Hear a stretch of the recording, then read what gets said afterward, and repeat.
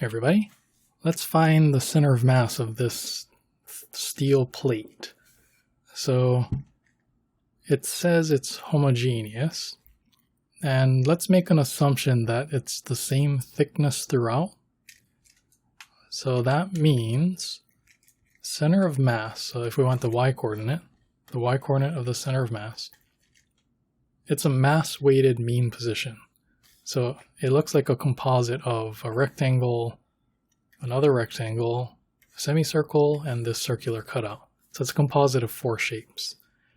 So we would have to sum the y component of the center of mass of each of those 4 shapes times the mass of each of those 4 shapes. Right? So you see how this is a mass-weighted mean position? But if it's homogeneous, mass would be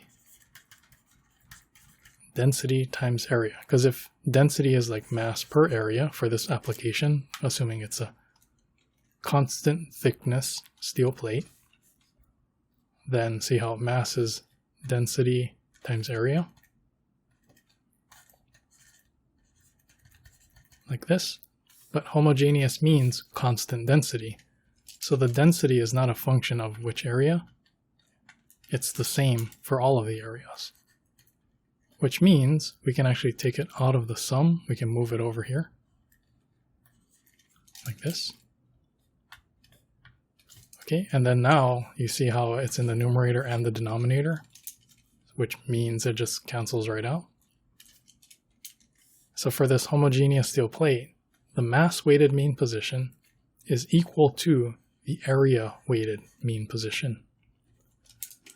So if that's the case, let's just find the area-weighted mean position of this shape. So let's go for it. Okay, so for, let's find x and y. So in the x direction, it looks like, let's see, it's like this rectangle, this semicircle, and then the circular cutout. Okay, so for the bigger rectangle, the centroid is here, the smaller rectangle here, the semicircle somewhere over here, and then the circular cutout here. Okay, so for the bigger rectangle, where is the x component of this? 40 millimeters. I'm just gonna assume everything's in millimeters, times the area of the big rectangle, which is 80 times 20, plus now the smaller rectangle. Where is this? That's here to here is 20. Here to here is how much? 40, right? Because this is 40 and this is 40 because the radius is 20. So that means here to here is 60 times the area of this smaller rectangle, which is 40 times 20. Okay, now the semicircle, where is this? It's 40 plus 20, so 60. And then what's the area of a semicircle? It's half of the area of a circle, so half of pi r squared. Okay, and then plus for the circular cutout, where is this? 60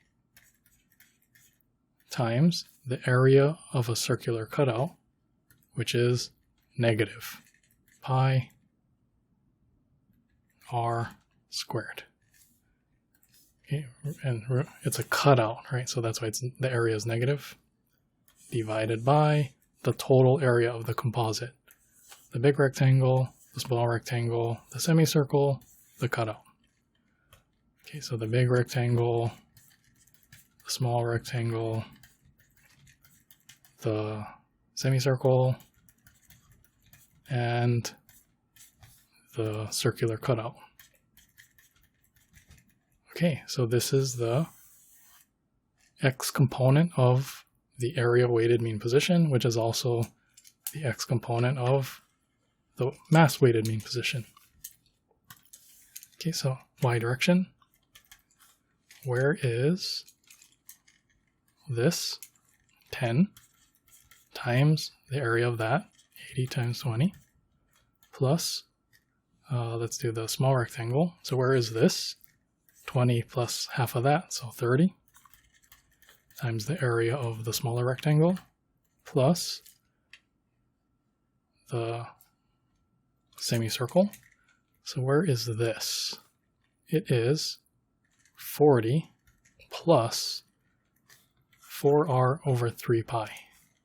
40 plus 4r over 3 pi times the area of the semicircle, half pi r squared, plus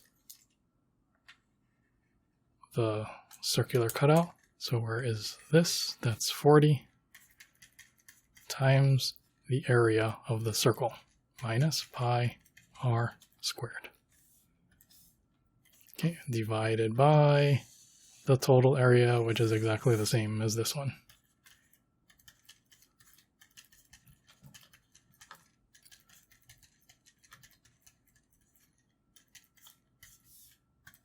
The cutout.